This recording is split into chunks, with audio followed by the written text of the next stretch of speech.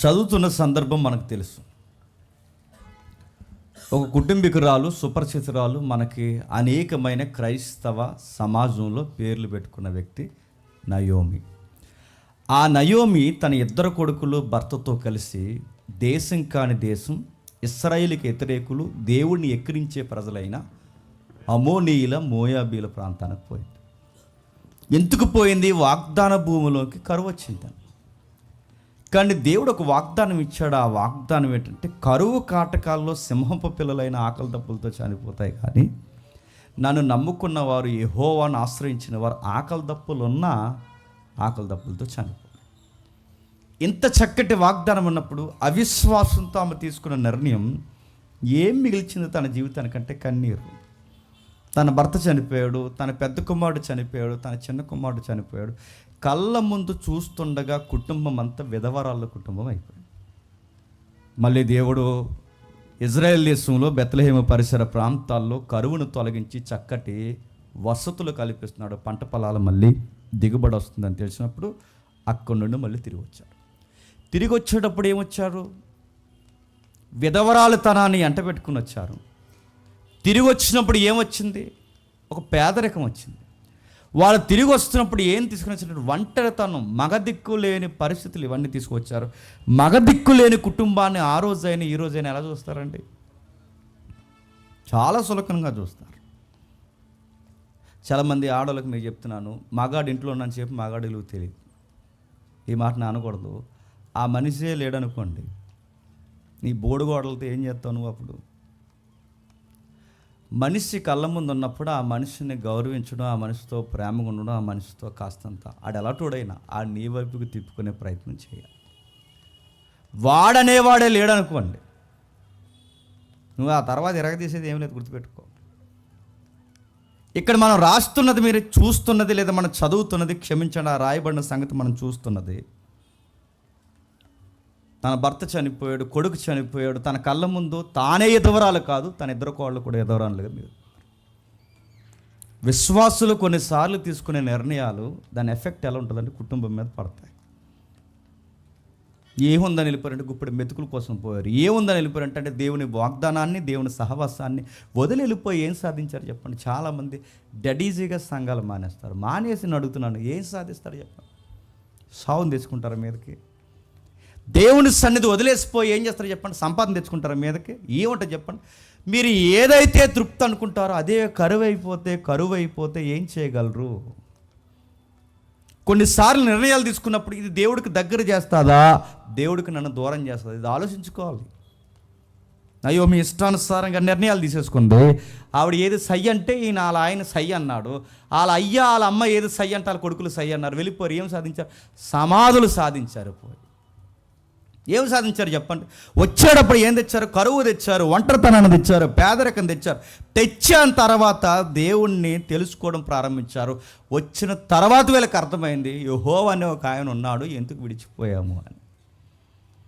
కానీ దేవుడు ఎప్పుడు గుర్తుపెట్టుకోండి, మనం ఎలాంటి నష్టాలు చేసినా, ఎలాంటి నష్టాలు తెచ్చుకుని జీవితంలో పడేసుకుని ఒక్కసారి ఆయన వైపు తిరిగి, దేవా ఏంటి మా పరిస్థితులను ఒక్కసారి ఆయన వైపు తిరిగామే అనుకోండి, మళ్ళీ మన వైపు చూస్తాడు. ఆయన చూశాడు, వాళ్ళతో మాట్లాడడానికి ప్రయత్నం చేస్తున్నాడు. ఆ ప్రయత్నం చేస్తున్నప్పుడు మీకు అర్థం కావాల్సింది, ఉత్తమ కోడల చరిత్ర మనం పలుమార్లు మనం ధ్యానించేవని నేను టచ్ చేయట్లేదు, కానీ మనకు కావాల్సిన పాయింట్స్ కొంచెం కొత్తగా మనం డిస్కవరీ చేద్దాం. అందులో మనకు కావాల్సింది ఏంటంటే, తన అత్తకు ఒక మాట చెప్తుంది, అత్తమ్మ నీకు వయసు అయిపోయింది, నువ్వు బయటికి వెళ్ళొద్దు, నా తల్లి లాంటి దానివి, నీకు ఒక మాట చెప్తున్నాను, నిన్ను పోషించడానికి అవసరమైతే నా రెక్కల కష్టాన్ని, నిన్ను పోషించడానికి అవసరమైతే నా శరీరాన్ని హోనం చేసుకుంటాను తప్ప నువ్వు మాత్రం బయటికి పోవద్దని పరిగెరడానికి పోయింది.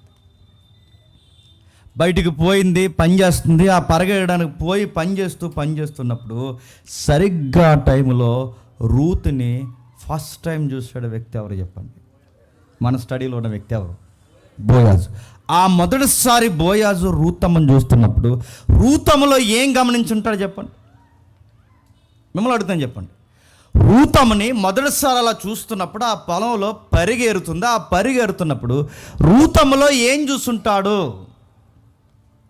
మీరు చూసి చెప్పండి. పోనీ అందమో అలాంటి మనిషి కాదు ఆయన. సెక్సువల్ అఫైర్ అలాంటివి ఆయన చూడ్డు. ఆయన తన వల్ల కలిసి వచ్చే ఆస్తులు అసలు లేవాళ్ళకి.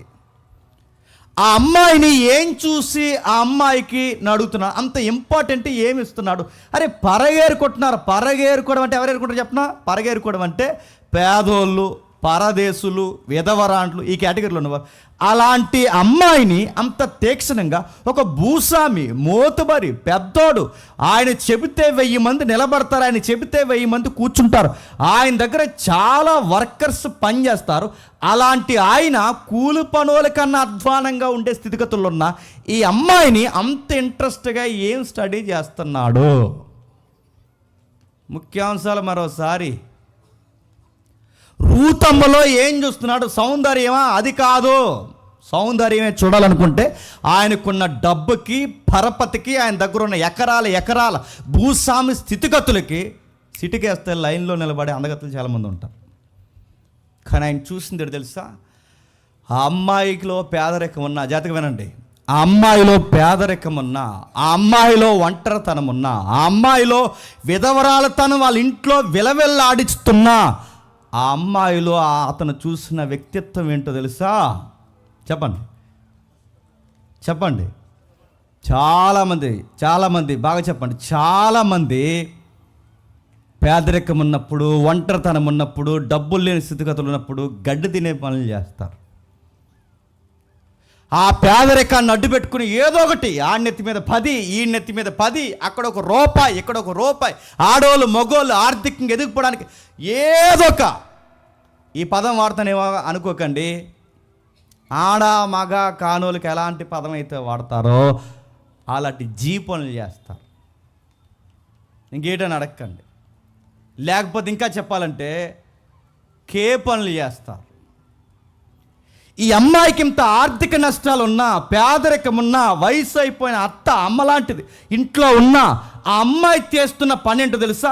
ఇప్పుడు సంపాదించడానికి పోవాలంటే శరీరం అమ్మేసుకోవచ్చు, సంపాదించడానికి పోవాలంటే వేరొకరితో పోవచ్చు, సంపాదించడానికే ఆమె వేరే దారిలో ఎత్తుకోవాలంటే ఎవరో లేని టైంలో అక్కడ పనులు అడ్డుకుపోవచ్చు.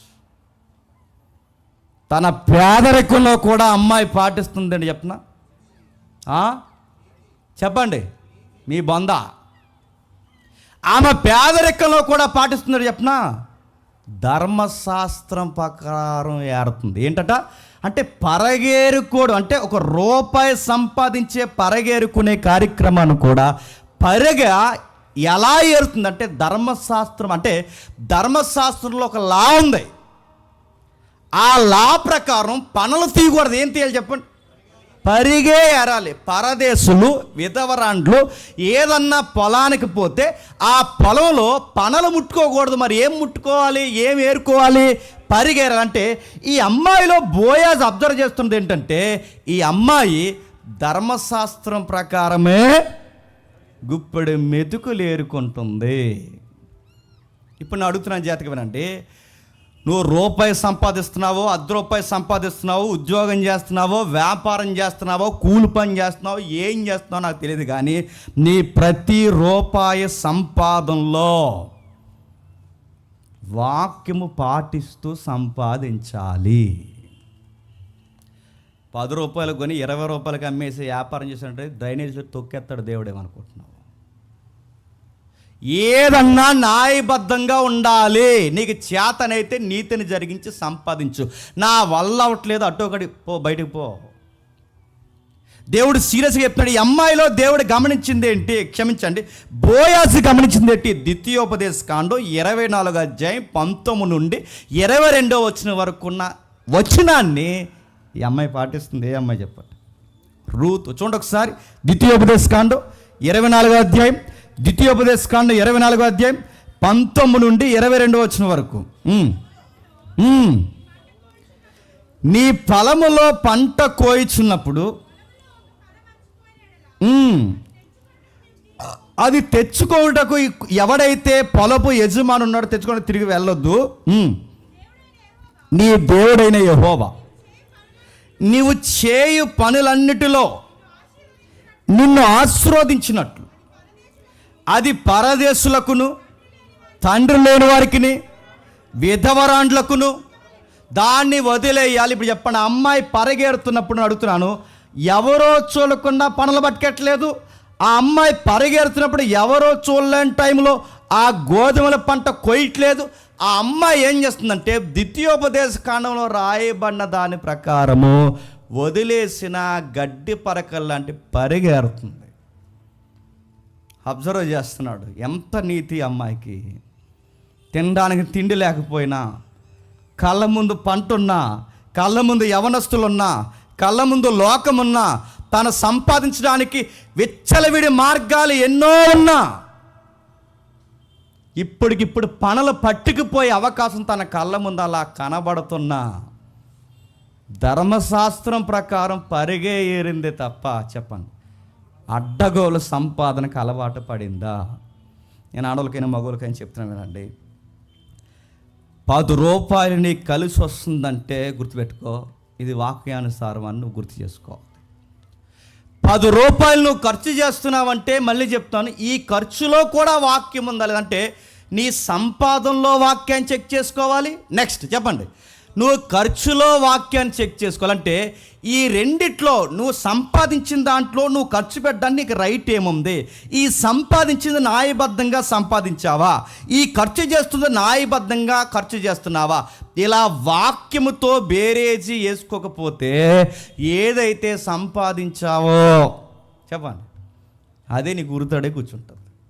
ఏదైతే సాధిస్తావో, ఏదైతే ఖర్చు చేస్తావో అదే నీకు ఇబ్బంది కలుగుతుంది. అందుకే అక్కడ రాస్తాను చూడండి, 1 రూపాయి లేదా 1 అర్ధ రూపాయి ఇంకా దిగుస్తాయి మాట్లాడుకుంటూ ఒక పరిగేరుకుంటున్న అమ్మాయి ఎలాంటి పరిస్థితుల్లో ఈ జీవన సంబంధమైన పోరాటంలో తన నీతి తప్పట్లేదు. చూడండి, పరిగేరుకోవడానికి నీతి తప్పకపోతే 10 రూపాయలకి 10 సార్లు అబద్ధం ఆడుతున్నావు అంటే నిన్నేమనాలి?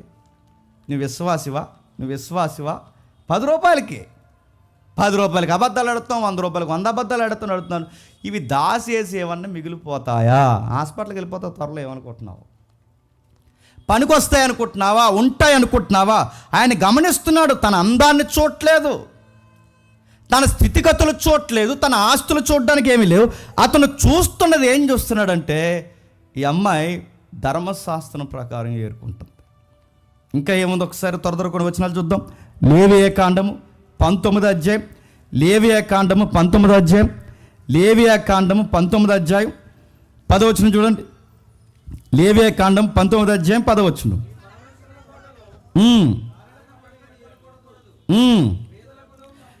బేదలకును పరదేశులకును వాటిని విడిచిపెట్టవాలని. ఇప్పుడు ఎవరు ఈవిడ చెప్పండి? ఈవిడ బేదరాలు, పరదేశు చెప్పండి, వేదవరాలు. ఈ 3 కేటగిరీలు ఇప్పుడు రూతుందా లేదా? ఆమె పేదది, రెండవది విధవరాలు, మూడవది పరదేశ్. అంటే ఆమె ఈ వచనానికి సూట్ అవుతుంది. ఈ వచనం ప్రకారమే తను ఏరుకుంటుంది.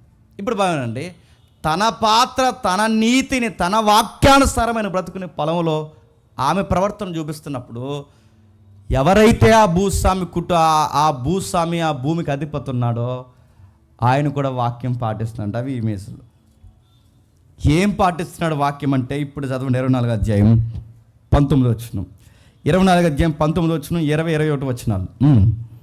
ద్వితీయోపదేశ కాండం 24వ అధ్యాయం 19, 20, 21 వచనాలు. త్వరగా. నీ పొలములో నీ పంట కోయిచున్నప్పుడు పొలములో ఒక పన మర్చిపోయిన ఎడల అది తెచ్చుకొనుటకు నీ దేవుడైన యెహోవా నువ్వు చేయి పనులన్నిటిలోనూ నిన్ను ఆశీర్వదించినట్లు. ఇప్పుడు చెప్పండి, తనకి ఎందుకు ఫేవరెటిజం చూపిస్తున్నాడు చెప్పండి? బోయాజు తను ఏరుకున్నప్పుడు ఏమనకుండా ఆ అమ్మాయిని గౌరవిస్తూ తనకు కావాల్సిన కూర్చుకోవడానికి కావాల్సిన పంటని ఎందుకు తనకి ఇస్తున్నాడు తెలుసా? ఆయన మైండ్లోకి విషయం ఉందంటే దేవుడు నన్ను దీవించాలి అంటే, నన్ను, నా పిల్లల్ని, నా కుటుంబాన్ని బలపరచాలి అంటే ప్రతి విశ్వాసి బోయాజుని చూసి నేర్చుకోవాల్సింది ఏంటి తెలుసా? బోయాజు మనకు నేర్పిస్తున్నది ఏంటి తెలుసా? నేను ఇతరుల పేదోళ్ళకు గుప్పడి మెతుకులు పెడితే చెప్పండి దేవుడు నన్ను దీవిస్తాడు. మనం వెళ్ళటం చెప్పిన పిల్లికంట చెప్పండి ఇంగిలిసే ఇసరలేదంట, కానీ ఆకాశం నుంచి మనకేమి ఇప్పేయాలంట? నీ మంద ఇప్పుతాడు నీకు. నువ్వు నడుస్తున్నాను కష్టాలు ఉన్నప్పుడు, దారంటే పోతున్నప్పుడు ఎప్పుడని నీ ముఖానికి 100 రూపాయలు ఇచ్చేవారు కదా, దారంటే అడుక్కునేది చాలా మంది ఇచ్చావా? నేను అడుగుతున్నా, కనీసం 50, 20, 10 రూపాయలు ఇచ్చేది బ్యాంక్ వచ్చేది ఆ రోజు మనకి 10 ఇస్తాం. 10 రూపాయలు వస్తే భయం వేస్తుంది, 100 ఇస్తే భయం అవుతుంది. అదే నువ్వు పనికి మాలిన పనికి 500 వచ్చి పెడతావు, పనికి మాలిన పనికి 2000 వచ్చి పెడతావు, పనికి మాలిన పెడుతున్నాను. నీ కళ్ళ ముందు ఎలాంటి పేదోళ్ళు కనబడుతున్నాడు? ఎప్పుడైనా నీ ముఖానికి ఒక 500 సహాయం చేసిన దాఖలాలు ఉన్నాయా? సూత్రం ఏంటి చెప్తున్నా? బైబిల్ చెప్తుంది, పేదోళ్ళని నువ్వు కనుకరిస్తే, చెప్పండి, నేను నిన్ను కనుకరిస్తా. పేదోళ్ళకి నువ్వు చేయి చాచి వాళ్ళకి సహాయం చేస్తే, నా చెయ్యి నీ మీద సాచి నేను ఆర్థికంగా ఆశీర్వదిస్తా. కానీ మనం ఎలా ఉంటామంటే ఇతరుల కష్టాన్ని దొంగిలిస్తాం, ఇతరుల కష్టాలు దొంగిలించి ఆ ఇతరుల కష్టంలో సుఖపడాలనుకుంటాం. నడుతున్నాను, బోయాజు కష్టం తీసుకుంటుందా? తను వేస్ట్గా వదిలేసిన ఎంగిలి పరకలు ఏరుకుంటుంది. మనం ఎలా ఆటోలని తెలుసా? గుర్తుపెట్టుకోండి, ఎంగిలి మెతుకులు కూడా పక్కలకే మనం. అందుకే చాలాసార్లు మెసేజ్లో చెప్పిందే నడుతున్నాను, మంచి కూరని పూట పక్కలో చెప్పమ్మా చెప్తాను. మరి ఎంత సుంచిబుద్ధి అయితే దేవుడు ఎలా దీవించేస్తాడండి? మరి ఎంత దారుణంగా. మన ఇంట్లో ఎవరైనా పనులు ఉన్నారనుకోండి, మిమ్మల్ని అడుగుతున్నాను, మీరు కావాలంటే గమనించండి. మన ఇంటికి ఎవరైనా పని చేయడానికి వచ్చారనుకోండి, నువ్వు వేడేడుగా వండుకున్న కూర ఎప్పుడైనా ఇచ్చే వాళ్ళకి? రాత్రి మిగిలిపోయింది ఇస్తావు. నువ్వు తినే టిఫిన్, అమ్మా ఈ టిఫిన్ తిను అని ఎప్పుడన్నా అన్నావా? నువ్వు తినే భోజనం దగ్గర కూర్చోబెట్టి భోజనం చేయమని తర్వాత చేయదు, కానీ ఎప్పుడన్నా అన్నావా? దేవుడు ఆశీర్వదించేమంటే ఊరకే ఎలా ఆశీర్వదించేస్తాడు? నీ దృష్టి బాగుండాలి, మనిషిని మనిషిగా చూడడం రావాలి. మిగిలిపోయిన పాసన్నాలు, మిగిలిపోయిన పాస్కూరలు, మిగిలిపోయినవన్నీ పక్కోలికి ఇచ్చి నువ్వేదో పెద్ద దాన ధర్మం చేసానంటే దేవుడు అంటాడు, పాసేదవా అంటాడు. గుర్తుపెట్టుకో, నువ్వేమిచ్చావు? అదే పాసిపోయింది నీకు పెడితే నీకు దేవుడు హెల్దీ ఫుడ్ ఇచ్చాడు. నీలాంటి మనిషేగా మనిషి, నీలాంటోలేగా మనిషినట్టు. ఒకవేళ పెడితే తప్పేముంది?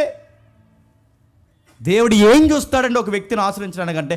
అంత పెద్ద భూస్వామి, అంత ఆస్తిపడు ఎలా ఊరకవలేదు, ఒట్టిగా అయిపోలేదు. ఎందుకైపోయాడు? ఆయన మైండ్ మంచిది. ఉంటే పెడతాడు నలుగురికి, ఉంటే వెదజడుతాడు నలుగురికి, ఉంటే ఇస్తాడు నలుగురికి. పేదోళ్ళని గొప్పోళ్ళని చూడ్డు, ఇతరులని మనుషుల్లా చూస్తాడు. పలకరించే ముందు ఏమైనా పలకరిస్తాడంటే, ఓయ్ అండో, పలకరించే ముందు ప్రైజ్ లార్డ్ అంటాడు ఆయన. దేవుని నామానికి మహిమ కలుగును గాక, యెహోవా నిన్ను దీవించును గాక. ఆయన పలకరింపే ఎంత బాగుంది చెప్పండి. ఊరక వచ్చాయి భూములు, లేకపోతే భూములు ఊరక వచ్చాయా? ఆస్తులు ఊరక వచ్చాయా? ఎలా వచ్చాయి చెప్పండి? యెహోవాని బట్టి ఆయనకున్న మోరల్స్ ఏవైతున్నావో ఆ మోరల్స్ని బట్టే దేవుడు ఏం చేస్తాడు చెప్పండి? ఆశీర్వదిస్తున్నాడు. దేవుడు అనేదే ప్రథమం. ఆ దేవుడు అనే ఆయనకి భయపడుతూ మోరల్స్ పాటిస్తున్నాడు ఆయన. అంతకు దీవెనకరంగా మార్చాడు ఆయన. ఇంకా అలాంటి భూస్వామికి బాగా వినండి, ఆ అమ్మాయితో మాట్లాడుతున్నప్పుడు ఆ అమ్మాయిని అన్నాడట, ఎంత మంచి వ్యక్తిత్వం ఉందో చూడండి ఆయనకి. అదే రూతు గ్రంథము 2వ అధ్యాయం 10వ వచనం నుండి. అదే రూతు గ్రంథము 2వ అధ్యాయం 10వ వచనం నుండి. త్వరగా ముగిద్దాం.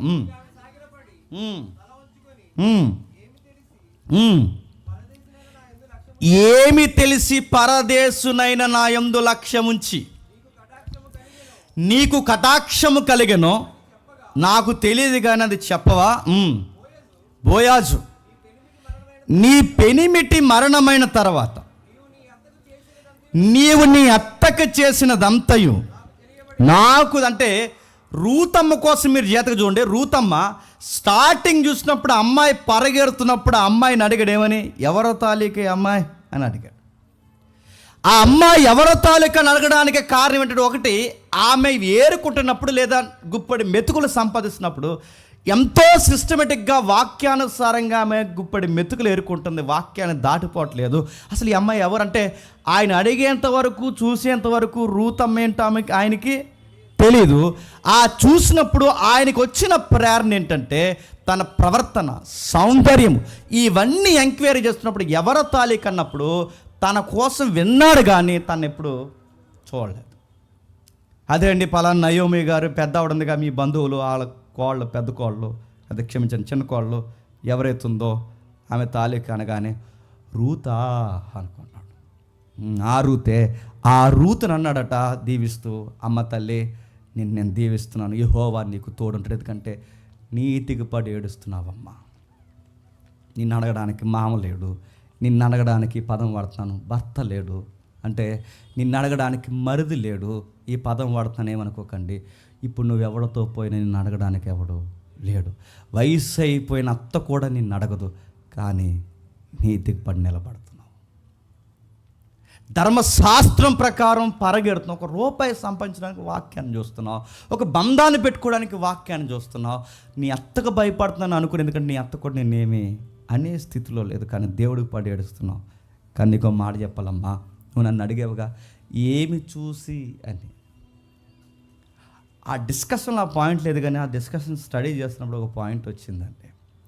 ఏం చూసి అంటే, నిజానికి ఈ అమ్మాయితో ఈ ఇశ్రాయేలు మాట్లాడకూడదండి. ఈ 10వ వచనం నుంచి 12వ వచనం వరకు ఆమెను దీవిస్తున్నాడు ఎవరు? బోయాజు. నిజానికి ఈయన దీవించకూడదు, ఎందుకంటే ఈ జాతి ఒకరోజు, ఈ జాతి ఏ జాతి?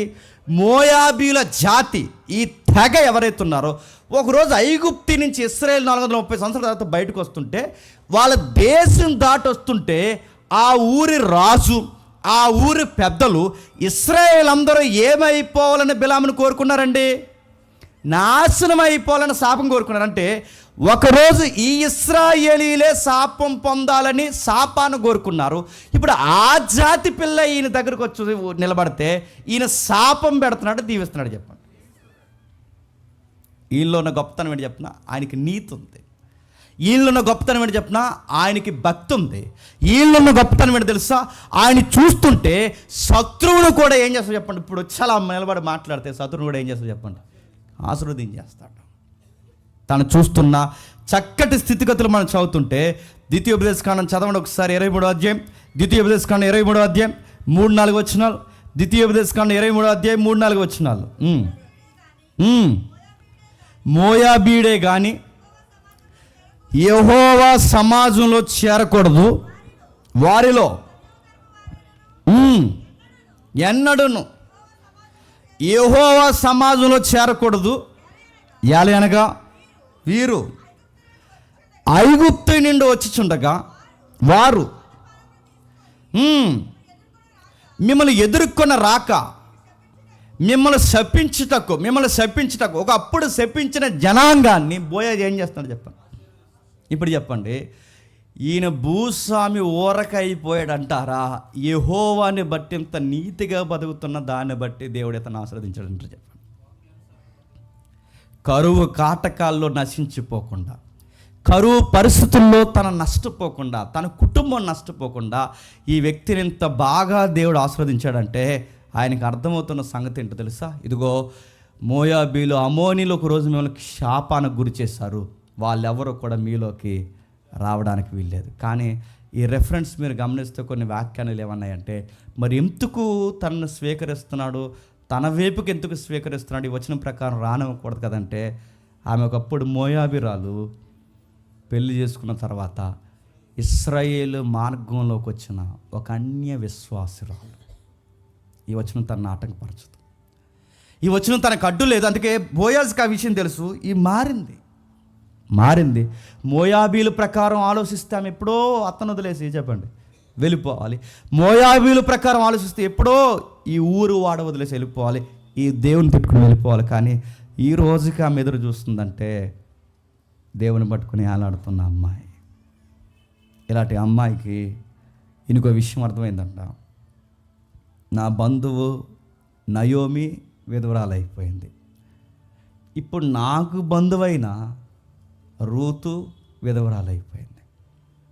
ఇప్పుడు నేను వీళ్ళకి ఏమవుతానంటే బంధువు అవుతాను. చుట్టరకలు ఉన్నాయి వీళ్ళకి. నా బంధుత్వం ప్రకారం ఇప్పుడు నేను వీళ్ళకి ఏం చేయాలి? బాగా వినండి, చుట్టాలతో జాగ్రత్తగా ఉంటారు. బంధువుడు అంటే ఎవడో చెప్పనా? బోయని చూసి చెప్పండి. బంధువు అంటే కష్టాల్లో, ప్రమాదాల్లో, పేదరికంలో, కడు పరిస్థితుల్లో కూరుకుపోయి కుటుంబం ఆసరా లేక నిలబడినప్పుడు నీ భుజాల మీద చెయ్యేసి ఎవడైతే నిలబడి నీకెందుకురా మేమున్నాం, నువ్వేం టెన్షన్ అవ్వకు, ఫైనాన్సా, డిసీజా, ఏదన్నా పర్లేదు, మేము ఉన్నామని ఏ బంధువైతే నీ భుజాల మీద చెయ్యేసి నిలబడతాడో వాడే నిజమైన బంధువు. గుర్తుపెట్టుకోండి. బంధుత్వానికి విలువిస్తాడు, బంధురెక్కానికి విలువిస్తాడు, కుటుంబ సభ్యత్వానికి విలువనిస్తాడు, కుటుంబీకులకి విలువలిస్తాడు. కష్టాల కన్నీళ్ళలో ఉన్నప్పుడు, ఆసరా లేని ఇద్దరు స్త్రీలు విధవరాళ్ళు అయినప్పుడు, వీళ్ళ నుంచి ఏ లాభం లేనప్పుడు ఒకే ఒక్క పాయింట్ మీద వాళ్ళ కోసం ఆలోచిస్తున్నాడు. ఏం చెప్పిన మా బంధువులు. మన బంధువులు ఎవరు చెప్పండి? చెప్పండి, మన బంధువులు ఎవరు? నువ్వు బాగుంటే, నువ్వు బాగా సంపాదిస్తే, వారానికి 3 సార్లు చేస్తారు మన ఇంటికి చూడడానికి. మనం నువ్వు అన్నీ బాగుంటే నీకు అందరూ బంధువులే, నీకు అన్నీ బాగుంటే అందరూ చూడడానికి వస్తారు. కానీ నీకు ఈ బంధువులు గమనించండి, మన బంధువులు ఎవరైనా మన పరిస్థితులు బాగుండి ఒక్కడ మనల్ని పలకరిస్తాడా? రూపాయి ఉంచు అంటారా? ఈ వస్త్రం ఉంచు అంటారా? కానీ నీకు చుట్టాలు పిచ్చి. నీకు మాట్లాడితే చాలామందికి అదో పిచ్చి ఉంటుందండి. సువార్తకు వస్తారు లేదని అది వాళ్ళ ఫంక్షన్ అంటే చాలు సముద్రం దాటని వెళ్ళిపోతారు ఫంక్షన్కి. ఇంకా చూసారు ఎలా తిరుగుతున్నారు బ్యాచ్. ఫంక్షన్ పిచ్చి. ఏ పిచ్చి అంటే మా చుట్టాల ఫంక్షన్ అండి. నువ్వు ఫంక్షన్కి వెళ్ళిపోయి ఏమవుతుంది? సాంబార్ ఆగిపోద్దా? నేను అడుగుతున్నాను, వాళ్ళ ఫంక్షన్కి అంత తడావుడికి వెళ్తున్నావుగా, నేను అడుగుతున్నాను, వాళ్ళ కార్యక్రమానికి అంత తడావుడికి వెళ్తున్నావుగా, నీ పరిస్థితులు వచ్చినప్పుడు ఆ బంధువులు నీ కొరకు స్టాండింగ్ తీసుకుంటారా? నవ్వుతారు. నీకేమైనా జరిగితే నవ్వుతారు. అందరికన్నా ముందు మనం నష్టపోతే మన మీద పక్కపోయి నవ్వుకునేది ఎవరు చెప్పనా? మన బంధువులే, మన చుట్టాలే, మన పట్టాలు. అందుకే చుట్టమన్నవాడు ఎవడైనా, మరి చెప్తాను, చుట్టమన్నవాడు ఎవడైనా నీ కష్టాల టైంలో నీకు ఆదుకుంటాడు నిజమైన చుట్టం. ఎవడైనా నీ కష్టాల సమయంలో నిలబడతాడు నిజమైన బంధువు. ఇలాంటి టైంలో ఎవడ కనబడిపోతే రాసి పెట్టుకోండి అని మరి చెప్తాను. ఈడు సరైనోడు చెప్ప.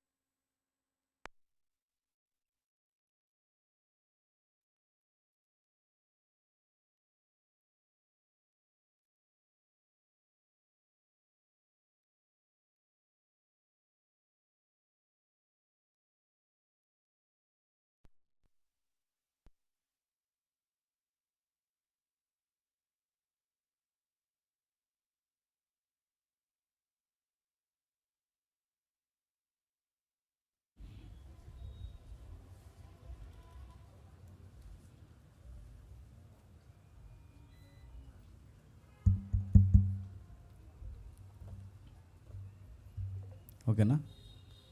9:30 అయిపోద్ది. చెప్దామా అబ్దాం? కంటిన్యూ చేద్దాం. వాళ్ళు చేయొద్దండి. నిజమేనా? నాకు రైట్. చూద్దాం.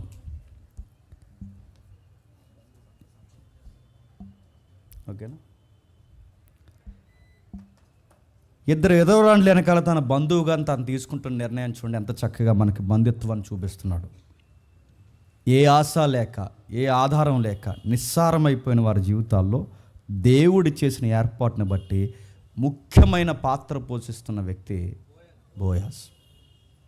నిజానికి రూతు గ్రంథం చదువుతున్నప్పుడు గతకాలంలో చెప్పాను, ఎంతమంది జ్ఞాపకం ఉందో లేదో నాకు ఎక్కడ టచ్ చేస్తున్నప్పుడు మనం అక్కడ గతకాలపు పాత చర్చలో కూడా మనం మాట్లాడుకున్నాం. వీళ్ళిద్దరి జీవిత చరిత్ర ఎలాంటి పరిస్థితులు ఉన్నాయో మనకు తెలుసు. న్యాయాధిపతుల కాలానికి సంబంధించిన పుస్తకమే రూతు గ్రంథం. న్యాయాధిపతుల కాలంలో పరిస్థితులు ఎలా ఉన్నాయండి? ఒకసారి చదువుదామా?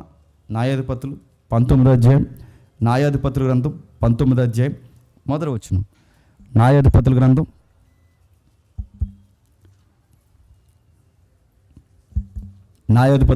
19వ అధ్యాయం మొదటి వచనం. ఇశ్రాయేలుకు రాజు లేని దినముల్లో లేవీయుడైన ఒకడు ఎఫ్రాయిమీల మన్యపు ఉత్తర భాగమున పరదేశుగా నివసించుచుండెను. అతడు యోదా బెత్లెహేము నుండి ఒక స్త్రీని తనకు ఉపపత్నిగా తెచ్చుకొనగా అతన్ని విడిచి వేరొకడితో వ్యభిచరించి యోధా బెత్లెహేములోని తన తండ్రి ఇంటికి పోయి అక్కడ 4 నెలల నుండి. ఏ ఊరంటే ఇవిడిది చెప్పండి. బెత్లెహేములో భయభక్తులు ఉన్నాయి, ఆడవాళ్ళకు కూడా భయభక్తులు లేవు. పరిస్థితులు ఎలా ఉన్నాయి చూడండి. యోధా దేశపు బెత్లెహేముకు సంబంధించిన ఒక ఆమె మరొక ఆయన దగ్గరకు ఉపపత్నికి వెళ్ళిందట.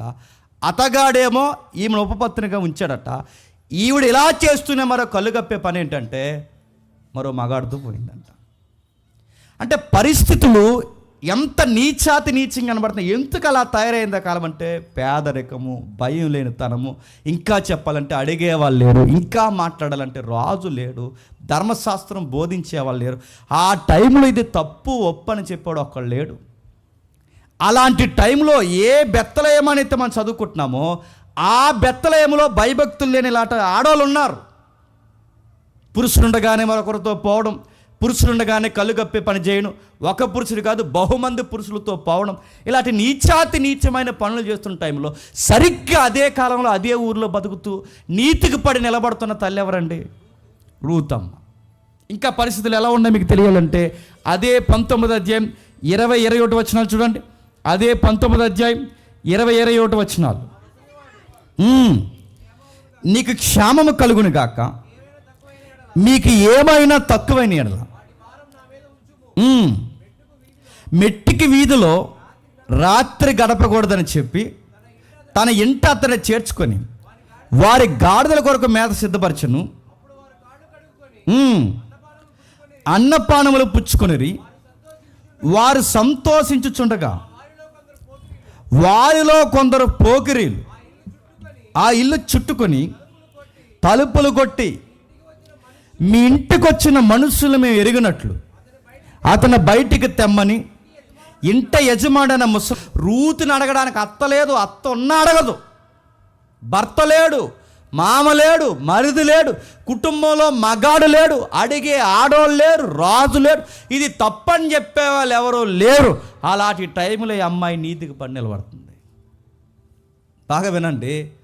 ఎందుకు చెడిపోయాని అడిగితే ఏం చెప్తారు చెప్పిన? అందరూ అలాగ ఉన్నారంటారు. అందరూ అలాగ ఉంటే గడి తింటావా? అందరూ అలా ఉన్నారంటే అలాగ ఉంటే గడి తింటావని అడుగుతున్నాను. అందరూ అలా ఉన్నారంటే ఎలా ఉంటావు? ఇక్కడ రాస్తున్న మాట చూడండి. అందరూ ఎలా ఉన్నా, అందరూ నాశనానికి పోతున్న మార్గానికి పోతున్నా, నేను మాత్రం చెప్పండి యెహోవాని బట్టి అలాడతాను అంతే. బోయాజు కూడా ఎలా అంటాడు తెలుసా? ఆ టైం లైన్లోనే పుట్టాడు. బోయాజు కూడా ఏ కాలానికంటే ఏలీ బాగా న్యాయాధిపతుల కాలంలో, చెడిపోయిన కాలంలో, ఏలీ పాస్టర్ గారు ఉన్న టైంలో, పాస్టర్లు కూడా చెడిపోయిన కాలంలో సరిగ్గా ఆ టైంలో ఉన్న ఉత్తముడు ఎవరు చెప్పండి? బోయాజు. ఇటు రూతమ్మ కానీ చెప్పండి, ఇటు బోయాజు కానీ. ఆ బోయాజు కూడా ఎలా చూస్తున్నాడు చూడండి ఒకసారి. రూతు గ్రంథం 2వ అధ్యాయం 8వ వచనం నుండి. రూతు గ్రంథం 2వ అధ్యాయం 8వ వచనం నుండి. అప్పుడు బోయాజు రూతుతో, నా కుమారి, నా మాట వినుము, వేరొక పొలములో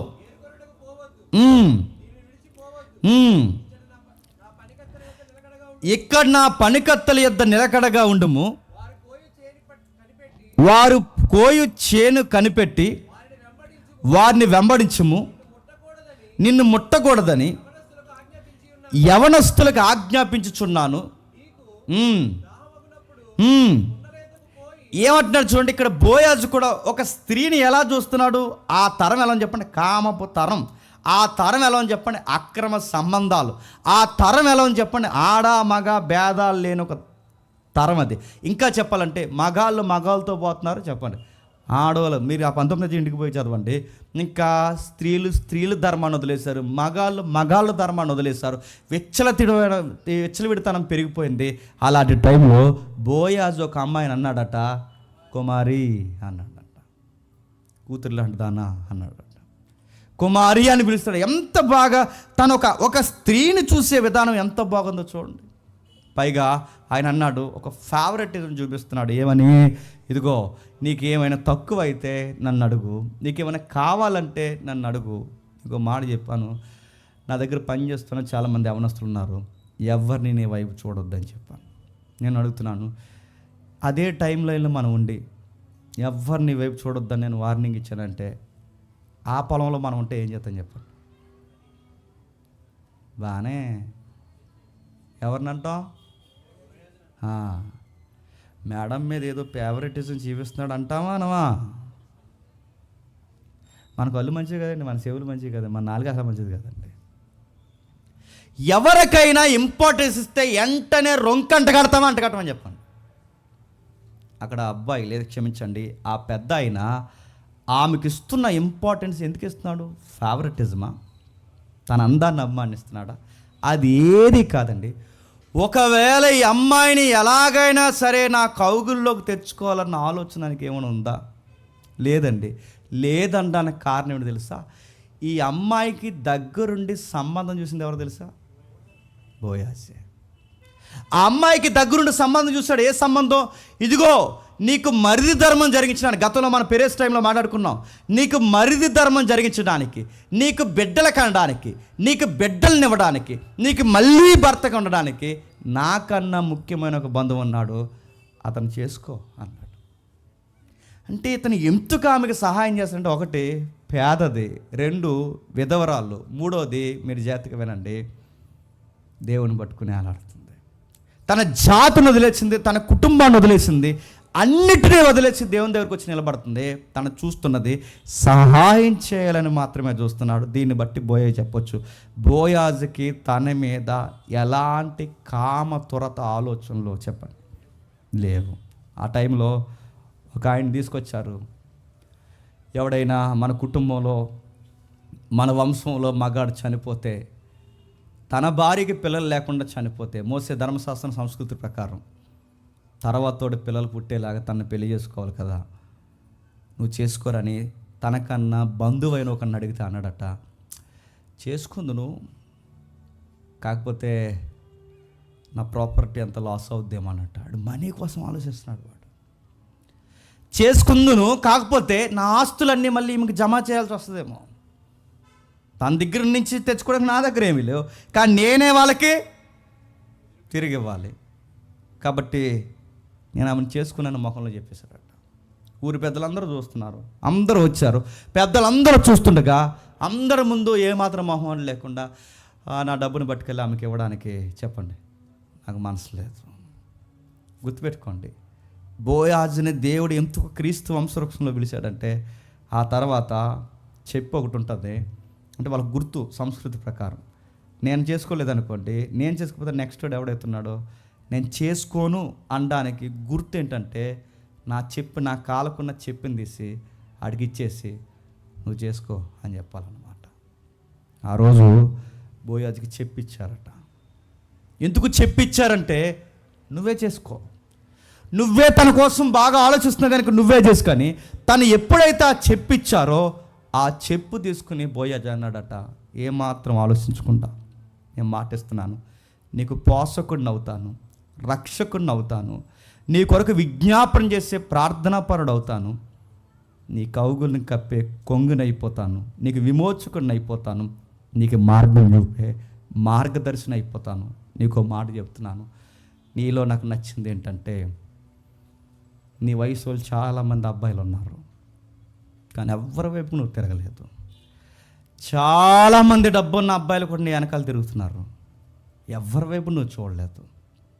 నీలో నాకు నచ్చింది ఏంటంటే, దేవుని యెడల భయభక్తులు కలిగిన విధి విధానం ఉన్నాయి చూసావా, అది నాకు నచ్చింది. రూతు నీకోసం చెప్పేటి, నీకోసం నా ఆస్తులు కోల్పోవడానికి కూడా చెప్పండి, నేను ఇష్టపడుతున్నాను రూతు. మీ ఆయన నేను విడిచిపోతే ఈ రోజు నుంచి నీకు ఏ పోషకుడు లేడని నువ్వు పరగేరుకుంటున్నావు, కానీ ఈ పొలానికి నిన్నే నేను యజమానురాలను చేస్తాను. నేను ఏ పొలానికి పేదదానికి వచ్చావో ఆ పొలానికి నిన్నే రాణిని చేస్తాను, ఆ పొలానికి నిన్నే మహారాణిగా నిలబెడతాను. నీ అందం కాదు, నీ యొక్క సౌందర్యం యొక్క గుణగానం ఇవేమీ కాదు, నేను చూసింది ఒకటే, నీ క్యారెక్టర్ నాకు నచ్చింది. నాకున్న డబ్బుకి, నాకున్న స్థితిగతులకి నేను చిటికేస్తే చాలా సంబంధాలు వస్తాయి, కానీ నేను నిన్నెందుకు చేసుకుంటున్నానంటే, నీలో భయభక్తులు నాకు నచ్చాయి. మగపిల్లలు ఎవరైనా చూడాల్సింది ఏంటంటే, ఒక లైఫ్ పార్ట్నర్ మన దగ్గరకు వస్తుందంటే తన డివోషనల్ లైఫ్ ఎలా ఉందన్నది మనం చెక్ చేయాలి. మనం అవి చెక్ చేయమ్మా. ఇన్స్టా చెప్పండి, ఫేస్బుక్ చెప్పండి, ఇంకా చెప్పండి, నాకు అప్డేట్ ఇంకా యాప్స్ ఏమున్నాయి, వాట్సాప్ స్టేటస్ ఇవే పెట్టు. ఆటో వేసుకుని పోతారు ఇద్దరు కోర్టుకి, నేను సీరియస్గా చెప్తున్నాను. ఇవి చెక్ చేస్తే ఈ మేకప్లు, ఈ సోకులు, ఈ రీల్స్, లైకులు, ఎడావులు జీవితం అనుకుంటున్నావా? ఇలా రీల్స్ చూసే చేసుకున్నాడు ఒకడు, అలా రీల్స్ చూసే చేసుకుందాన్ని. ఏం చేసాడు ఈరోజు? గర్భంతో ఉన్న పిల్లను పొడిసేసిపోయాడు ఎదవా. మీరు చూసారు లేదు? ఇవన్నీ ఏం జరుగుతాయి చెప్పండి. మీరు పై రంగులు చూడకండి. డివోషనల్గా ఎలా ఉన్నారు, ఒక సంబంధం, ఒక సహవాసం. వీడియో కాల్ చేసుకున్నప్పుడు అందంగా ఉన్నాడా, సన్నంగా ఉన్నాడా చూడు. నీకు ఆ వీడియో కాల్ ఉంటుంది చూడు త్వరలో. వీడియో కాల్ చేసుకున్నప్పుడు తెల్లగా కనబడుతున్నాను అలాగా చూడు. ఇక తర్వాత బ్లాక్ అండ్ వైటే చూస్తున్నాడు. ఏం చూస్తున్నాడు? ఇదిగో నువ్వు గొప్పవారిని కానీ కొద్దివారిని కానీ ఎవరిని, నీ తోటి వయసు వాళ్ళని ఎవరినే చూడకుండా నన్నే చూస్తున్నావంటే నీలో ఎథిక్స్ ఉన్నాయి, నాకు నచ్చాయి. అందుకే నేను ఇష్టపడుతున్నాను, నీ సంబంధం ఓకే చేస్తున్నాను. నీలాంటి అమ్మాయికి అన్యాయం జరగకూడదని ఎలాగైనా నేను చేజిక్కించుకోవాలని అనుకోలేదు. నీకు మంచి సంబంధం చేయాలని అతను అడిగాను, కానీ అతను చేసుకొని అంటున్నాడు. ఇప్పుడు నన్ను దాటిపోయింది, నీ పక్షాన్ని నేను వకాలతా పుచ్చుకున్నాను కనుక ఈ చెప్పు చేత్తో పట్టుకుని చెప్తున్నాను. నా పొలం ఎదుట, నా కష్టం ఎదుట, ఈ పెద్దల ఎదుట, వీళ్ళందరి ఎదుట చెప్తున్నాను, నిన్ను స్వీకరించుటకు ఆ పదాలు బలం ఉంటాయి బైబిల్లో. నిన్ను అంగీకరించుటకు నాకేమాత్రం మొహమాటం లేదన్నాడు. అంతే. ఇప్పుడు చెప్పండి, పెళ్లి ప్రమాణాలు ఏ ప్రమాణం చేస్తారు చెప్పండి? ఇది చెప్పరు. ఒక ప్రమాణంలో ఏం చెప్పరు, ఏం చెప్తా? ఆ జోకులు ఎత్తారు పెళ్లి ప్రమాణంలో. పాస్టర్ గారు ఏమని, ఈమెను భారీగా అంగీకరిస్తున్నావా అనగానే, అంగీకరిస్తున్నాను అనగానే అంటాడు, ఎవరిని అన్నాడు. ఎవరిని అంగీకరిస్తాం? ఎదుగు మీద ఆవిడనే. మరి ఇది పెద్ద జోకు. పేరు చెప్పుము అన్నారట. పేరు చెప్తారు, సో అండ్ సో అని. ఏరే పేరు చెప్పితే పొరపడినాడు. సంబంధం అలాగే పోయింది. నిజంగా ఏంటని అడగండి, ఎదుగుతుంది కూడా లైవ్లో వెళ్తుంది. అంతకుముందు అలాగే ఒక అమ్మాయి ఎంగేజ్మెంట్ చేసుకున్న అమ్మాయి మాట్లాడుతూ ఫోన్ మాట్లాడుతూ ఆ తర్వాత ఫోన్ చేస్తే ఈడి పేరే చెప్పరా సురేష్ అందంట. అంటే ఈడి కదలండి, అంతే. సురేష్ గడ ఎవడని అడిగాడు. భద్రపు సురేష్ అని చెప్తుందా? ఏమని చెప్తుంది అన్నాడు. సురేష్ అంటే మా అన్నయ్య అంటే ఎంత అలవాటు అయిపోతే సురేష్ అంటవే అన్నాడు అటు. గుర్తుపెట్టుకో. ఏమని ఒప్పుకోలు చేయాలి? ఆమె గురించి ఒప్పుకోలు చేస్తున్నాడు చూడండి. మంచి ఒప్పుకోలు ఇస్తున్నాడు. ఆ ఒప్పుకోలు, నేను ప్రేమిస్తాను, పోషిస్తాను, రక్షిస్తాను, నేను కప్పుతాను, నేను చూస్తాను, నీకు ఒక విజ్ఞాపన చేస్తాను. మళ్ళీ చెప్తున్నాను, నా ఆస్తి నీకు చెప్పండి రాసిస్తాను, నా పొలాన్ని నీకు రాసిస్తాను, నా జీవితంలో నీకు భాగాన్ని రాసిస్తున్నాను, నా ఊపిరి నీకు ఇస్తున్నాను, నా కష్టం కన్నీరులో జాయిన్ అయిపో అన్నాడు. అసలు ఆమె ఎక్స్పెక్ట్ చేయండి చెప్పిన, ఏ పొలానికి పరిగెడడానికి వెళ్ళిందో ఆ పొలానికి యజమానులు అవుతాను ఎక్స్పెక్ట్ చేయలేదు. ఏ అమ్మాయినైతే చూస్తున్నాడో ఆ అమ్మాయిని రేపు పొద్దున్న నేనే నిలబెట్టాలని ఈయన కూడా చెప్పండి ఎక్స్పెక్ట్ చేయలేదు. కానీ నేను అనిపిస్తుంది నాకు, బోయాజు రూతుని అంగీకరించక మునిపే రూతుని అంగీకరించింది ఎవరో తెలుసా? అది గుర్తుపెట్టుకో. రూతుని బోయాజు అంగీకరించక మునిపే దేవుడు అంగీకరించాడు. దేవుడు అంగీకరించాడు కనుక బోయాజు అంగీకరించేలాగా దేవుడు పరిస్థితుల్లో చెప్పండి రేపాటు అంగీకరించేలాగా చేశాడు. మనం ఏం చేస్తాం? ప్రార్థన చేస్తాం, ఎట్లాగైనా సరే ఆ సంబంధం ప్రభువా చెప్పండి ఓకే చేసే ప్రభు. ఆయన ఓకే చేస్తే ఎలాగన్నా ఓకే అవుద్ది. నువ్వు ఓకే, ఆయన ఓకే చేసాడు, ఒక్కసారి ఓకే అయిందంటే ఆయన ఎలాగైనా చేస్తాడు. కానీ నువ్వేం చేస్తావు? నువ్వే ఏదోలాగా చెప్పండి ప్రభు ఓకే చేసే ప్రభు, ఆ తర్వాత గోకేసే పనులు మేము చేస్తామంటే నేను అడుగుతున్నాను, ఎలా ఓకే చేయాలి? మాకు ఎన్ఆర్ఏ సంబంధం ఇచ్చే ప్రభు చెప్పండి, మాకు గవర్నమెంట్ ఎంప్లాయీ సంబంధం. మంచోని నీ ప్రభు అని చేయరు. మంచిదా నీవు నా సంపాదన కలిసి వచ్చే నేను ఒక 20,000 అదొక 30,000 సంపాదిస్తాడు, రౌండ్ ఫిగర్ ఒక 50,000 అవుతుంది ప్రభా. అలాంటి పిల్లలు ఎవరు ఉంటుంది? 50,000 మిగులుతారు అయ్యా. నువ్వు దేనికోసం ప్రార్థన చేస్తున్నావు? నీ జీవిత భాగస్వామి. కొంతమంది నా చుట్టూ ఉన్న వాళ్ళకి సంబంధాలు అడుగుతారు నన్ను. అడిగినప్పుడు రే పలానా అమ్మాయిని చక్కగా భక్తిపరురాలు, ఆడికి మాత్రం చెప్పాలి, మళ్ళీ అందరికీ చెప్తే మళ్ళీ పెద్ద స్టోరీ వెళ్ళేస్తారని చెప్తే, అంటే చేసుకుంది నువ్వు కాస్త ఏం కావాలరా, ఏం కావాలి అడుగుతున్నాను అంటే ఇంట్లో నడుతున్నాను. ఇంట్లో అడిగి కాపురం చేస్తావా? నడుతున్నాను. ఇంట్లో అడిగి కాపురం చేస్తావా? ఇంట్లో రేపు జీవితాంతం మీ అమ్మ ఉంటుంది నీతో, జీవితాంతం మీ నాన్న ఉంటారు నీతో, జీవితాంతం వీళ్ళు ఉంటారు నీతో, జీవితాంతం నేను పట్టుకుని ఏడ్చేది ఒకరు కావాలి.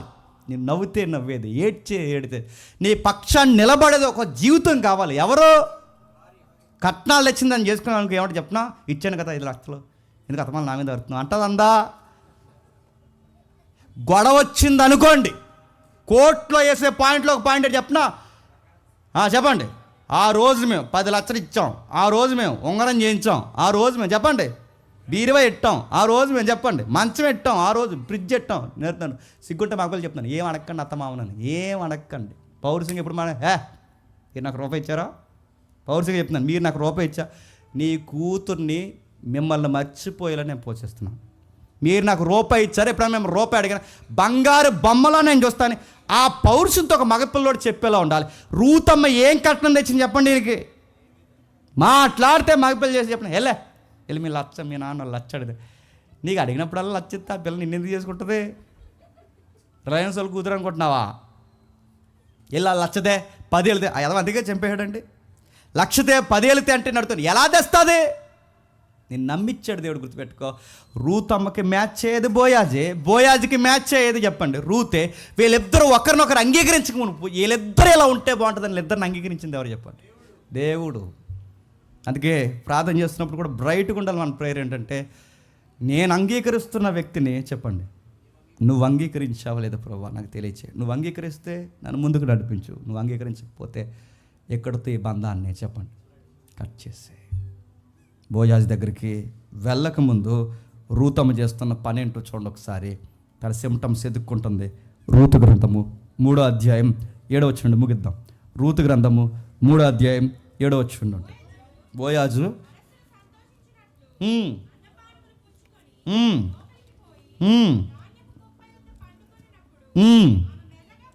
ఆమె మెల్లగా పోయి అతని కాళ్ళ మీద ఉన్న బట్ట తీసి పండుకొనెను. మధ్యరాత్రి యందు అతడు ఉలిక్కిపడి తిరిగి చూసినప్పుడు ఒక స్త్రీ అతని కాళ్ళ యొద్ద పండుకొని ఉండెను. ఆమె నేను రూతు అని సెలవిచ్చిన ముగిద్దాం చూడండి. ఎక్కడ పడుకుందట? తప్పుడు ఆలోచన ఉన్నదైతే కాళ్ళ దగ్గర పడుకుంటుందా, పక్కన పడుకుంటుందా చెప్పండి. కానీ ఆమె కాళ్ళ దగ్గర ఎందుకు పడుకుంది చెప్పండి? ఎందుకు పడుకుంది చెప్పండి నేను అడుగుతున్నాను. ఇందాక చదివాం 4వ అధ్యాయంలో. ఆమె కాళ్ళ దగ్గర పడుకోవడానికి కారణం ఉంది. బోయాజుకి తన బాధ్యతను తెలియజేస్తుంది. నన్ను పెళ్లి చేసుకోవాల్సిన బంధువుడివి, భక్తుడివి, బాధ్యత కలిగిన వాడివి నా నెలసరిలో ఎవరైనా ఉన్నారు అంటే, నా నెలవరిలో ఎవరైనా ఉన్నారు అంటే నీవే. అందుకే ఎక్కడ పడుకున్నాను తెలుసా? నిజంగా తనతో కామతురతనే జరిగించాలంటే కౌగుల్లోకి పోయి తను టెంప్ట్ చేసేది. కానీ తను ఏం చేస్తుంది చెప్పండి? కాళ్ళ దగ్గర ఎందుకు పెట్టుకుంటారంటే, నేను నిన్ను చేసుకుంటున్నా అనడానికి ఆ సంస్కృతిలో, బంధంలో గుర్తేంటి తెలుసా? చెప్పిస్తారు. ఏ చెప్పైతే నిబంధనకు గుర్తో, ఏ చెప్పైతే రేపొద్దున నేను చేసుకోవడానికి కారకమైన గుర్తో, ఆ చెప్పులు వేసుకునే కాళ్ళ దగ్గరే చెప్పండి పడుకుంది. ఏమని? ఇలా తడిమిన వెంటనే చెప్పులు వేసుకునే నా కాళ్ళ దగ్గర ఎందుకు నువ్వు పడున్నావంటే తనకి ఇండైరెక్ట్ మెసేజ్ ఇస్తుంది, ఇది నీ బాధ్యత, ఇది నీ బాధ్యత. నా అత్త చెప్పింది, ఇది నీ బాధ్యత. నా బంధువు బట్టి ఇది నీ బాధ్యత. మా కుటుంబ బాధ్యతను తీసుకోవాల్సిన బాధ్యత నీది. అందుకే నేను నీ భార్యగా కాదు, నీ దాసురాలుగా నీ కాళ్ళ దగ్గర పడుంటాను. మాకు జీవితాన్ని ఇవ్వు, మా జీవితాన్ని నిలబెట్టు, మా జీవితాన్ని పోషించు, మా జీవితాన్ని ఆదరించు. నిజంగా నీతో పిల్లల కనాలనో, నీతో ఉండాలనో, నీతో శృంగారం చేయాలని ఈ థాట్స్ కాదు నాకు ధర్మశాస్త్రం గుర్తుంది. వాక్యాన్ని పాటించాలనుకుంటున్నాను. పరగేరుకునేటప్పుడు వాక్యాన్ని పాటించాను. ఇప్పుడు నీ దగ్గరికి వస్తున్నప్పుడు కూడా ధర్మశాస్త్రం ప్రకారం నీ కాళ్ళ దగ్గరే, చెప్పులు వేసుకునే దగ్గర నేను పడుకుంటున్నాను. నేను చెప్తున్నాను, నువ్వు ఓకే చేయకపోతే నేను బలవంతంగా నేను చెప్పండి ఒప్పించు. నువ్వు ఓకే చేయకపోతే బోయాజు బలవంతంగా నీ చెయ్యి నా మీద వేయించుకోను. నువ్వు ఓకే చేయకపోతే నా జీవితాన్ని తెచ్చి నీ నెత్తి మీద రుద్దును. ఈ సేవకురాల్ని జ్ఞాపకం చేసుకుంటావని నీ కాళ్ళ దగ్గర చెప్పండి పడుంటున్నాను. ఎంత తగ్గించుకునే పిల్ల మన దగ్గర ఉంటే అడుగుతున్నాను. ఎలా టామిన్ చేసుకోకపోతే ఎలా టామిన్ చేసుకోవాలని బోయేది అనుకుంటాడని కూడా చెప్పండి. ఇప్పుడు పిల్లలు అలాంటి వాళ్ళు చెప్పండి. ఇప్పుడు పిల్లలు నట్టింట్లోకి సేపులు వేసుకుని వచ్చేస్తారండి. ఇప్పుడు పిల్లలు అలటో చెప్పండి, భర్త కాళ్ళ ముందు ఉంటే కాలు మీద కాళ్ళు వేసి కాళ్ళు ఊపుతుంటారండి. ఇప్పుడు పిల్లలు చెప్పండి, అంటే భర్త అనగానే సుపీరియర్ ఆఫీసర్ అని అంటలేదు, కానీ ఆయనకి ఇవ్వాల్సిన గౌరవాన్ని ఇచ్చేయాలి. భర్త మీద కాళ్ళు వేయడం, భర్తని తన్నడం, భర్త మీద నడుతున్నాను, సిగ్గు సీమి నచ్చలేదండి ఈ జనరేషన్కి. ఆ అమ్మాయి చూడండి, నీ పాద ధూళిగానే ఉండిపోతాను, నీ చెప్పుగానే ఉండిపోతాను, నీ కింద ఉండిపోతాను, నీ దగ్గర ఉండిపోతాను, మమ్మల్ని పోషించు, నా అత్తను పోషించు, నన్ను పోషించు, నా కుటుంబాన్ని పోషించు. ఎందుకు కరువు వచ్చిందో నాకు తెలియదు, ఎందుకు మా అత్తాలు మా ఊరు వచ్చారో నాకు తెలియదు, ఎందుకు నేను ఎక్కడ తిరిగి వచ్చానో నాకు తెలియదు, రేపొద్దున నా దేవుడు నా జీవితంలో ఏం చేయబోతున్నాడో నాకు తెలియదు. నా జీవితం నలిగిపోయింది, నా జీవితం ముడత అయిపోయింది, నా జీవితం మరకలతో ఉండిపోయింది, నా జీవితం చిందరవందర అయిపోయింది. ఇప్పుడు నేను అడుగుతున్నాను, నా జీవితాన్ని నువ్వే ఆదరించు. ఇప్పుడు చెప్పండి, ఇలాంటి చిందరవందర అయిపోయిన జీవితానికి బోయాజు ఏమైపోయాడు తెలుసా? రక్షకుడు అయిపోయాడు. నేను ముగిస్తున్నాను.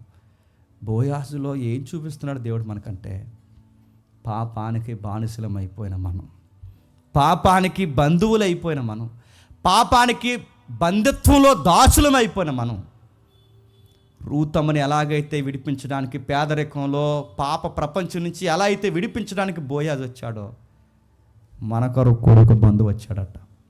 ఆ బంధువు ఎవరు చెప్పండి? నజరుడైన యేసు. ఏం చూపిస్తుంది బోయాజు చరిత్ర, ఏం చూపిస్తుంది రూతు చరిత్ర అంటే, ఒకరోజు రూతు లాంటి స్థానంలోనే సంఘం ఉంది. ఒకప్పుడు పరదేశులము, చెప్పండి, యాత్రికులము, దేవుడు లేనివారు, నిబంధన లేనివారు, ఆదరణ లేనివారు, కనికరం లేనివారు. ఒకప్పుడు మనం ఎవరంటే ఇశ్రాయేలుతో సహపౌరులు కానివారు, మనం ఎవరంటే అన్యులు. ఇప్పుడు రూతమ్మ ఎలాగైతే అన్యురాలో చెప్పండి, మనం కూడా ఒకప్పుడు అన్యురాలు. ఆ రోజు బోయాజు ఎలాగైతే ఆదరణ లేని ఆ తల్లిని ఎలాగైతే మనవాడాడో, మనలందరినీ పెళ్లి చేసుకోవడానికి మనతో నిశ్చితార్థం చేసుకున్న బంధువు ఎవరో తెలుసా? ప్రభు అయిన యేసుక్రీస్తు వారు. అందుకే బోయాజులో ఏ లక్షణాలు మనకు కనబడుతున్నాయంటే, బైబిల్ చెప్తుంది, బోయాజులో మనకి ఏ లక్షణాలు కనబడుతున్నాయంటే ప్రభు అయిన యేసుక్రీస్తు వారి యొక్క లక్షణాలు కనబడుతున్నాయి. అన్యురాలకి జీవితాన్ని ఇచ్చిన ఆయన ఈరోజు అన్యులైన మనకి జీవితాన్ని ఇచ్చాడు. ఆ అన్యురాలను తీసుకొచ్చి యోధా వారసత్వంలో చేర్చిన బోయాజు ఈ అన్యులైన మనల్ని తెలిసి క్రీస్తు వారసత్వంలో మనం చూపించాడు. ఇలాంటి బోయాజు రూతు కలిస్తే పుట్టినవాడే చెప్పండి, ఓబేదు. ఈ ఓబేదు దావీదు గారికి తాతయ్య. నా మాట మీకు అర్థమవుతున్నాయా? ఈ ఓబేదు దావీదు గారికి తాతయ్య. ఇలాంటి వ్యక్తుల్ని ఆ రోజు నుంచి కట్టుకుంటూ నిలబెట్టుకుంటూ ఇన్ని జీవిత చరిత్రలోంచి మార్చుకుంటూ ఇన్ని స్టోరీస్లోంచి దేవుడు ఎవరిని తీసుకురానికి ఇన్ని జీవితాలలో కట్టుకుంటూ వస్తున్నావయ్యా. అన్యుల్ని కలుపుతున్నావు, ఇశ్రాయేల్ని కలుపుతున్నావు, యూదుల్ని కలుపుతున్నావు, అన్యుల్ని కలుపుతున్నావు, ఇన్ని జీవిత చరిత్రలు కలుపుతున్నావు, పడిపోయిన లేపుతున్నావు, నిలబెడుతున్నావు, జీవితాలు మారుస్తున్నావు. ఎక్కడి నుంచి యోధా దగ్గర నుంచి ప్రతి ఒక్కరిని చెక్కుకుంటూ వస్తున్నావు. ఈ జాతిలో ఇంత వ్యక్తుల్ని మార్చుకుంటూ నిలదొక్కుంటూ ఇంత చక్కగా ఎందుకు ఈ వంశవృక్షాన్ని కడుతున్నావంటే, ఓ సంతానం రాబోతుంది. ఆ సంతానం పేరు చెప్పండి, ప్రభు అయిన యేసుక్రీస్తు వారు. ఆ బాలుడు రావడానికే ఆ రోజు బోయాజుని చూశాడు, ఆ బాలుడిని రావడానికే ఆ రోజు రూతుని చూశాడు, ఆ బాలుడు రావడానికే ఆ రోజు ముందున్న యోధా ప్రధానులందరినీ చూశాడు. ఆయన కొరకు వీళ్ళందరినీ కట్టుకుంటూ వచ్చాడు. ఇలాంటి ఉత్తమ వ్యక్తి, అలాంటి ఉత్తమ తల్లి ఎందుకు చేర్చబడ్డారు చెప్పండి? క్రీస్తు వంశవృక్షంలో చేర్చబడ్డాడు. ఏ రికార్డ్స్ మనకు పరిచయం చేస్తుంది ఎవరు చెప్పండి? మత్తయి గారు. ఎందుకు ఈ తరాలన్నీ ఉన్నాయంటే, ఆయన భూమి మీదకి అనుకున్న సమయానికి రావాలి అంటే ఎన్ని తరాలు కాపాడబడాలి. కానీ కొన్నిసార్లు నిజంగా నయోమి భర్త ఆ స్వనిర్ణయం తీసుకోకపోతే రూత్ అనే క్యారెక్టర్ ఎలా ఉంటుంది చెప్పండి? అంటే కొన్నిసార్లు మనం తీసుకునే సొంత నిర్ణయాలు కూడా దేవుడు మేలుకరంగా చెప్పండి మార్చేస్తాడు. కొందరు వ్యక్తులు, కొన్ని నిర్ణయాలు, కొన్ని పరిస్థితులు, కొన్ని ఆటంకాలు, కొన్ని ఆర్థిక ఇబ్బందులు, మనం తీసుకునే నష్టాలను కూడా దేవుడు భవిష్యత్తుకు మేలుకరంగా మారుస్తాడంటే మేలుకరంగా మార్చేస్తాడు. రూతమ్మని ఎలా తీసుకురాకపోతే మరోలా తీసుకొద్దుడు, ఏదోలా తీసుకొద్దుడు. కానీ దేవుడికి యోధ జాతి నుండి మెస్సేయ రావాలి. ఆ మెస్సేయ రావడానికి ప్రభు అయిన యేసుక్రీస్తు వారు ముందు నుండి ఇన్ని పడిపోయిన జీవితాల్ని కట్టుకుంటూ వచ్చాడు. నేను ముగిస్తున్నాను. ఒక ఎదవరాలు దేవుడికి పడి ఏడిస్తే దేశానికి మాదిరిగా చేశాడు. ఒక భూస్వామి దేవుడికి పడి ఏడిస్తే నలుగురికి అన్నం పెట్టేవాడిగా మార్చేశాడు. ఈరోజు నేను అడుగుతున్నాను, అవే నీతికి పడి ఆ ప్రభు అయిన యేసుక్రీస్తు వారికి నేను సాక్షిగా ఉండాలనుకుంటే ఆయన నిజమైన ద్రాక్షవల్లి, ఆయనకి తీగలమని. ఆయనలో అంటుకట్టబడిన ప్రతి ఒక్కరూ ఇలాంటి భక్తుల చరిత్రను జ్ఞాపకం చేసుకుంటూ ప్రభువును కనుపరిచేలా మీరు ముందుకు నడిస్తే మిమ్మల్ని కూడా ఆయన వంశవృక్షంలో మేలుకరమైన తీగులుగా ఆశ్రయిస్తాడు. దేవుడు మిమ్మల్ని దీవించును గాక.